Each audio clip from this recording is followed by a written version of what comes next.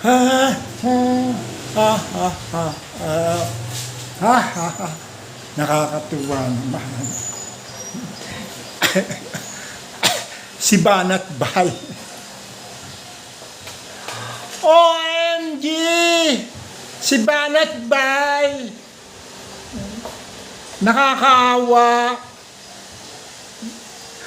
4 na araw nang hindi nako-content sa kanyang vlog, sa kanyang channel. Pati sa kanyang Facebook, hindi na rin sa lumalabas. Na-depressed daw ang lolo mo.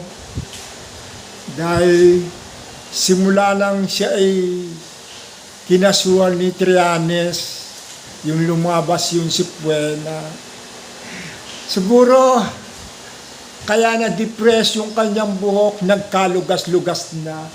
Nakalbo na yata ang lolo mo, si Banat Bay. Nakakaawa naman si Banat Bay. Depressed na depressed. Hindi na siya lumalabas sa kanyang channel. Simula nang lumabas na yung kanyang si Buena.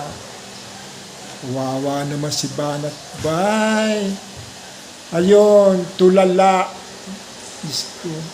Sana naman Banat Bay, walang mangyari sa iyo. Alam mo naman, kahit hindi tayo magkaaway, magkaibigan pa rin tayo. Kahit tayo inaaway mo ko, ganun pa man, kaibigan pa rin ang turi ko sa iyo. Banat Bay, relax ka lang.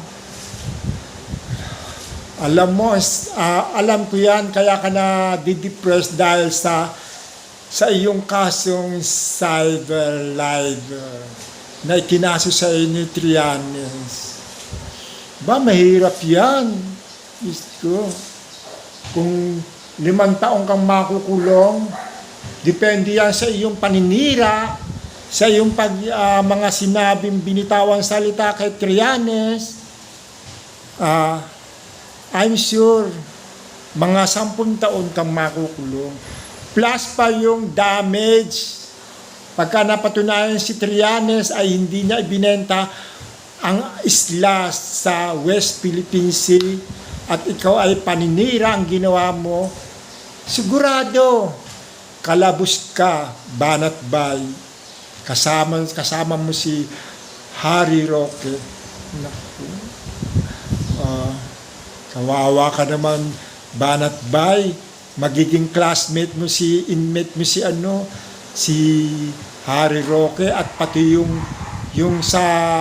bading na yung sa sa TikTok. Naku. Magsasama-sama kayo doon. Ilang kayo?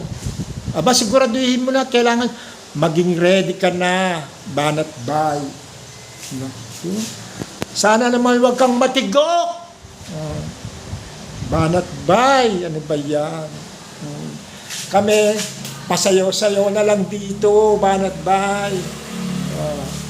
Diba? Paano? Mga ka-vloggers, maraming salamat po. Iyan po ang aking update para sa inyo kay Banat Bay. Na-depress na po siya. Sige po. See you. Bye-bye.